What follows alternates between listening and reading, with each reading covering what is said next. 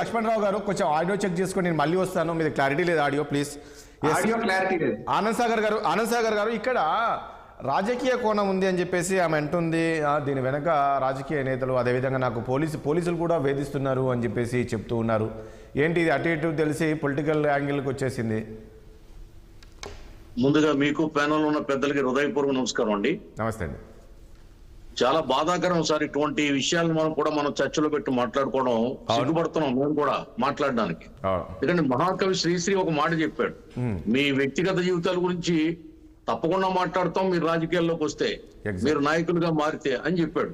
కాబట్టి నా వాయిస్ వినపడుతుందా సార్? నేను చిన్న ధర్నా ఉంది వర్గీకరణపై విజయనగరం కలెక్టర్ వినపడుతుంది. వెయిట్ చేయండి, వినపడుతుంది. నెక్స్ట్ కొంచెం నేను మాట్లాడి లెఫ్ట్ అవుదామని. ఇస్తాను, మళ్ళీ వస్తాను మీ దగ్గరికి. ప్లీజ్. ఓకే, ఆనంద్ సాగర్ గారు ప్లీజ్. ఈ విధమైనటువంటి వ్యక్తిగత విషయాల్ని తెర మీదకి తీసుకొచ్చి మాట్లాడుకునే పరిస్థితి ఈవేళ రాష్ట్రంలో దాపురించింది. అందుకని మహాకవి శ్రీశ్రీ చెప్పాడు కాబట్టి మాట్లాడక తప్పట్లేదు. అవును. ఇదే దువ్వాడ శ్రీనివాస్ గారు పవన్ కళ్యాణ్ గారి విషయంలో, వ్యక్తిగత విషయంలో జోక్యం చేసుకుని చాలా సందర్భాల్లో హైందవ సంస్కృతి సంప్రదాయాలు తెలియని వ్యక్తి అని చెప్పి చాలా హీనంగా అవహేళన చేసి మాట్లాడాడు ఎలక్షన్ లో కూడా. ఈవేళ ఆయన వ్యక్తిగత జీవితం బద్దలయ్యేటప్పటికీ మరి భార్య బిడ్డల మీద ఆయనే స్వయంగా ఫిర్యాదు ఇచ్చి కేసు పెట్టే దుస్థితి తెచ్చుకున్నాడు. ఎందుకు తెచ్చుకున్నాడు ఆ పరిస్థితి?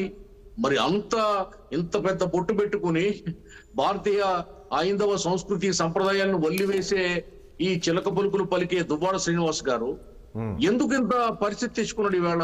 అయినా ముఖ్యంగా ఇంకొక విషయాన్ని నేను ఖండిస్తున్నాను. ఏంటంటే మీడియా కూడా వెళ్తుంది, మీడియా బాధ్యత మీడియా నిర్వర్తిస్తుంది. వీళ్ళు మీడియా గొట్టాలు చూడగానే రెచ్చిపోయి మాట్లాడుతున్నారు అందరూ కూడా. దువ్వాడ శ్రీనివాస్ అలాగే మాట్లాడుతున్నాడు, ఆ మాధురి అట్లాగే మాట్లాడుతుంది, ఆమె అట్లాగే మాట్లాడుతుంది, వాళ్ళు అట్లాగే పిల్లలు అట్లాగే మాట్లాడుతున్నారు. ఎవరి వాదన వాళ్ళు చెప్తున్నారు. చాలా రెచ్చిపోయి మాట్లాడుతున్నారు మీడియా దగ్గర కూడా, ఏది దాచుకోకుండా ప్రతిదీ కూడా. ఇంకా గంటల తరబడి ఆ మీడియా వాళ్ళు మైకులు వెనక తీయాలి తప్ప వీళ్ళు మాట్లాడడం ఆపట్ల. అది పక్కకు పెడితే ఆనంద్ సాగర్ గారు పాయింట్ ఏంటంటే ఇక్కడ, సరే మొన్నటి వరకు ఇది ఒక ఫ్యామిలీ మ్యాటర్ అనుకున్నాం, తర్వాత జరిగాం, రోడ్డు మీదకి వచ్చారు, ఇప్పుడు ఈరోజు మీడియా పోలీస్ స్టేషన్లు ఎక్కారు, ఇది మనం చర్చిస్తున్నాం. ఇందులో ఆమె కామెంట్ ఏంటంటే పొలిటికల్ యాంగిల్ ఉంది అంటే దాని అర్థం ఎట్లా చూసుకోవాలి అంటే, ఈవెన్ దువ్వాడ శ్రీనివాస్ కూడా చెప్పారు కదా, టీడీపీ నేతలే ఉన్నారు, టీడీపీ నేతల వెనక ఉండే నా భార్య ఈ రకంగా ఎంకరేజ్ చేస్తున్నారు, వాళ్ళు ఈ రకంగా చేస్తున్నారు. నిన్న ఈమె కూడా మాట్లాడింది కదా, మాధురి కూడా. సో అందులో టీడీపీ పాత్ర ఏమైనా ఉందా అని ఈ ఇష్యూలో? ఏమన్నా ఇప్పుడు తమ్ముడు లక్ష్మణ్ మాట్లాడాడు, ప్రధానమంత్రి గారి భార్య పరిస్థితి ఏంటి, తల్లి పరిస్థితి ఏంటి, బాలకృష్ణ గారి ఇంట్లో కాల్పులు జరిగాయి, ఎందుకు జరిగాయి, ఏదేదో మాట్లాడుతున్నాడు మనోడు. మరి ఎందుకు మాట్లాడుతున్నాడో నాకు అర్థం కావట్లా. మేమేం మాట్లాడలేదు కదా అసలు ఈ విషయంలో. తెలుగుదేశం పార్టీ జోక్యం చేసుకుని ఎప్పుడైనా మాట్లాడిందా? నేను కూడా ఇప్పుడు తగ్గి మాట్లాడుతున్నా. నిజంగా మా పార్టీకి ఇష్టం లేదండి ఈ విషయం మాట్లాడడానికి, ఇందులో జోక్యం చేసుకోండి. వాళ్ళ వ్యక్తిగత జీవితాలు ఆ విధంగా తగులట్టాయి. ఏ పార్టీలో ఉన్న వాళ్ళైనా సిగ్గుపడాలని చూసి. మనిషి అన్న వాళ్ళు భారతీయ సంస్కృతి సంప్రదాయాన్ని, సంసారిక జీవితాన్ని ఆస్వాదించే వాళ్ళు, గౌరవించే వాళ్ళు దీన్ని ఖండించాలి, నిరసించాలి. పబ్లిక్ మాత్రం తీవ్రంగా వ్యతిరేకిస్తున్నారు దీన్ని. ఇంత దారుణంగా ఈ విషయాలు ఇలా జరగడం, ఒక ప్రజాప్రతినిధి చట్టసభల్లోకి వెళ్ళినటువంటి వ్యక్తి ఈ విధంగా కన్న కూతుర్ల పైన, కట్టుకున్న భార్య పైన ఎన్నేళ్ల తర్వాత, 30 ఏళ్ల తర్వాత వాళ్ళ మీద పోలీస్ స్టేషన్ లో కంప్లైంట్ పెట్టి కర్ర పట్టుకుని అక్కడ వీరంగం చేసే పరిస్థితి వీడియోలో చూసినప్పుడు ఎవరికైనా బాధ అనిపిస్తుంది. ఆమె భర్త ఎక్కడో ఇటు ఆస్ట్రేలియాలో ఉన్నాడట, ఆమె ఏదేదో మాట్లాడుతుంది, ఏదేదో చెప్తుంది. అసలు వాళ్ళు పిచ్చిగా వాళ్ళు మాట్లాడుతుంటే పోనీ ఇక్కడ మనం డిబేట్కి వచ్చి మనమైనా సవ్యంగా మాట్లాడాలి కదా. ఆయన తమ్ముడు లక్ష్మణాయకంగా బాలకృష్ణ గారి ఇంట్లో జరిగిన కాల్పుల గురించి మాట్లాడతాడు.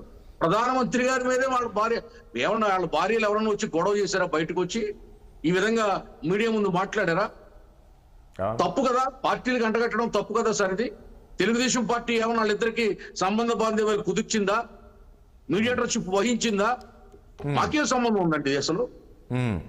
నిష్పక్షపాతంగా ఎవరు కంప్లైంట్ ఇచ్చినా ఇద్దరి మీద కేసులు నమోదైనవి, ఎఫ్ఐఆర్ పడింది. ఇందులో అచ్చెన్నాయుడు గారి పాత్ర ఏముంది? అచ్చెన్నాయుడు గారు చేసిన తప్పేముంది? అంటే ఇక్కడ ఒకటి ఏంటంటే, మనము గత కొద్ది రోజుల చర్చించాం ఏంటంటే, రెడ్ బుక్ ఒకటి ఇష్యూ ఉంది కదా. రెడ్ బుక్లో ఉన్న పేర్లు అంటే రెడ్ బుక్లో ఉండేది కేవలము అధికారులు వాళ్ళే కాదు, ఇలాంటి వాళ్ళ పేర్లు కూడా రెడ్ బుక్లో ఉన్నాయి. సో ఈ రెడ్ బుక్ నుంచి ఓపెన్ చేసే కొద్దీ ఇలాంటివి వస్తున్నాయని, ఇట్లాంటి వాళ్ళు ఇంకా చాలా మంది ఉన్నారు వైసీపీలో అనేది. రామ్ కుమార్ గారు చెప్పారు మీకు వరుస పెట్టి అన్ని చాలా మంది గురించి చెప్పుకొచ్చారు. ఇంకా ఇటువంటి తతంగాలు 2-3 ఉన్నాయటండి ఇంకాను. అవునంట. మరి అవి కూడా బయటకు రాబోతున్నాయంట.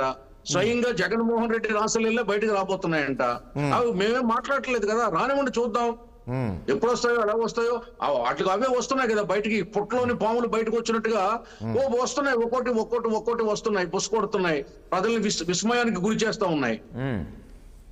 అంటే ఒక పార్టీలో నిబద్ధత లేకుండా నాయకుల్ని తయారు చేసినటువంటి విధానం, వాళ్ళకి గుర్తింపించినటువంటి విధానం, వాళ్ళకి పదవులు ఇచ్చి గౌరవించినటువంటి విధానం, ఏదైతే పార్టీ అధ్యక్షుడు జగన్మోహన్ రెడ్డి ఉన్నాడో సిగ్గుపడాలి వాళ్ళని చూసి. తెలుగుదేశం పార్టీలో కుటుంబ కలహాలు ఉండొచ్చు, లేకపోతే ఇటువంటి ఉండొచ్చేమో నాకు తెలియదు, కానీ ఎప్పుడు ఇలా బరి తెగించి బజార్లో పడలేదు, మీడియా ముందు పడలేదు, నవ్వుల పాలు కాలేదు. వాణి వెనక అంతా మీరు ఉన్నారంటున్నారండి, అందులో వాస్తవం లేదంటారా? ఏమన్నా ఇప్పుడు సరే, వాణి వెనకాల మేము ఉన్నాం, మాధురి వెనకాల ఎవరున్నారు, దువ్వాడు వెనకాల ఎవరున్నారు? ఇప్పుడు మా రామ్ కుమార్ గారు, బీజేపీ రామ్ కుమార్ గారు అన్నట్టుగా అసలు టాపిక్ డైవర్ట్ చేయడం కోసం దువ్వాడ శ్రీనివాస్ తోటి అలా చేపిస్తుందేమో వాళ్ళ పార్టీ, మాధురితో అట్లా మాట్లాడిపిస్తుందేమో. ఎవరికి కావాలండి ఈ రంకు బాగోతో మాట్లాడడానికి? ఈ పంకిలన్నీ నెత్తి మీద పెట్టుకునే అవసరం ఎవరికి ఉందని, ఈ దరిద్రం మాట్లాడే అవసరం ఎవరికి ఉంది? వాళ్ళు పిచ్చెక్కి వాళ్ళు బలిసిపోయి కొట్టుకుంటున్నారు, మదం ఎక్కి అతను దువ్వాడ శ్రీనివాస్ అతను కొట్టుకుంటున్నాడు. అటువంటి వ్యక్తి గురించి, మదపిచ్చతో ఉన్నటువంటి వ్యక్తి చేసే పిచ్చి పనుల గురించి తెలుగుదేశం పార్టీ ఎందుకు జోక్యం చేసుకుంటుంది? మాకు అవసరం ఏంటి? మాకు అచ్చెన్నాయుడు గారు ఒక పార్టీ అధ్యక్షుడుగా, సక్సెస్ఫుల్ లీడర్ గా ఇవాళ అందరం మనల్ని పొందుతున్నాడు. ఆయన్ని అర్ధరాత్రి గోడలు దూకి వందలాది పోలీసులు ఇంటిని ముట్టడించి లాక్కెళ్లి ఆపరేషన్ తో ఉంటే ఆయన బ్లడ్ కారుతుందంటే 500 కిలోమీటర్లో 400 కిలోమీటర్లో కారులో తీసుకెళ్లి, సాధారణ జీప్ లో తీసుకెళ్లి జైల్లో పెట్టి ఇబ్బంది పెట్టారు.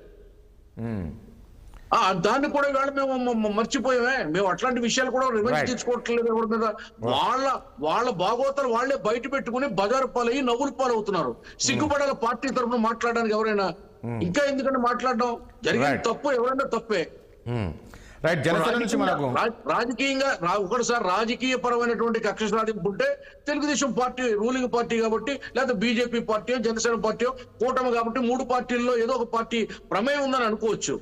ఏమిటిది ఈ న్యూసెన్స్? ఇది నేను అదే మనం కూడా మొన్నటి వరకు మనకెందుకు లేదు పర్సనల్ అనుకున్నాం. ఇక్కడ పొలిటికల్ యాంగిల్ ఈ టర్న్ అయింది కాబట్టి మనం ఇక్కడ రావాల్సి, మనం చర్చించాల్సి. దర్టీ పాలిటిక్స్ వైసీపీ పాలిటిక్స్ అని చెప్పడానికి ఇది ఒకటే ఉదాహరణ. బాబు గారు ఒకసారి ఆమె ఈరోజు